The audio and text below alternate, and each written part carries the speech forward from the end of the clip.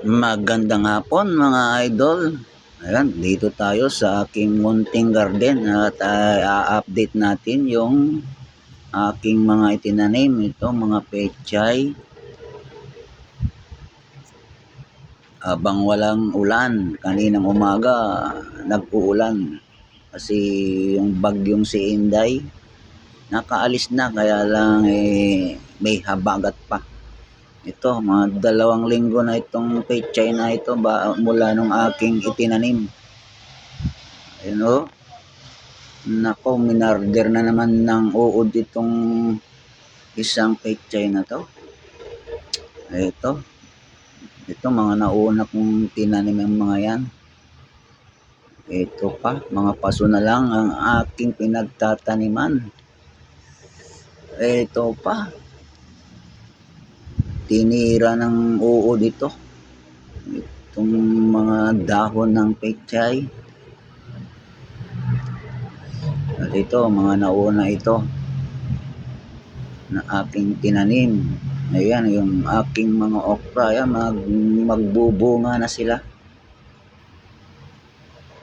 Mga ilang buwan na rin yan. Yun pa yung isa. Oh, may bunga ng isa. Mga ilang araw yan, pwede nang harvestin.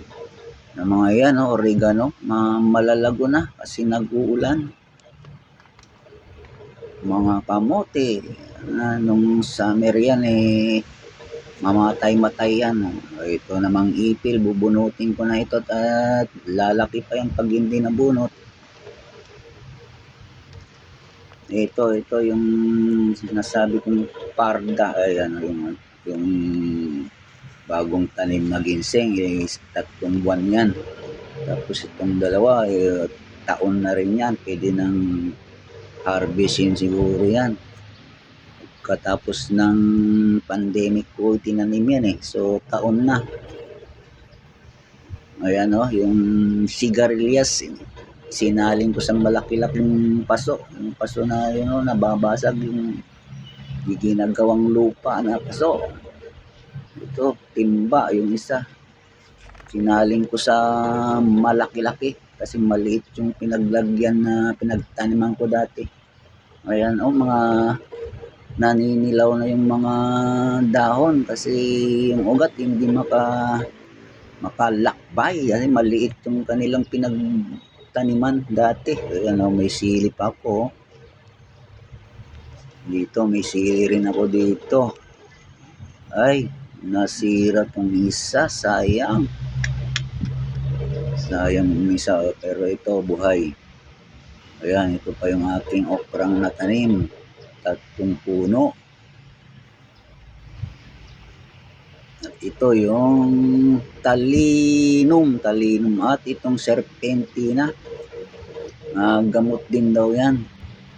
Ayan, tangkad na nung aking gabing matagal na rin yan na naitanim dyan. Yan pa Meron na kayang bunga ito o ano bang tawag yung ugat niyang pinakagabi niya mismo. Ayan, ito yung tinanim kong kangkong na Chinese. Kasabay ng mga pechay. Mahahaba na yung tangkay nila. Pwede nang harvestin din yan. Pag nagsigang ako, kukuha ko dyan.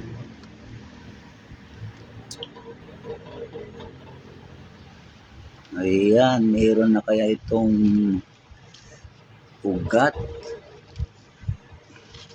Ayan, daming damo.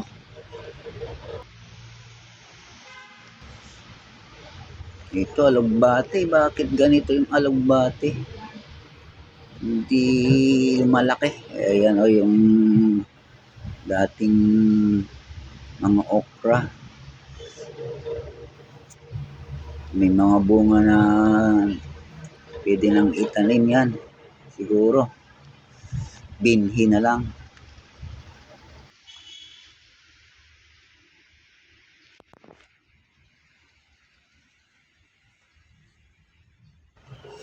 O cultivate ko naman sila.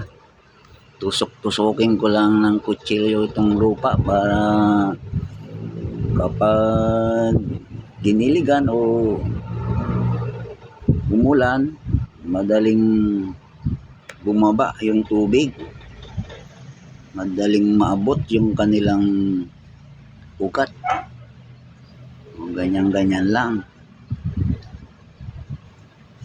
Kailangan din kasi yan, kinocultivate din.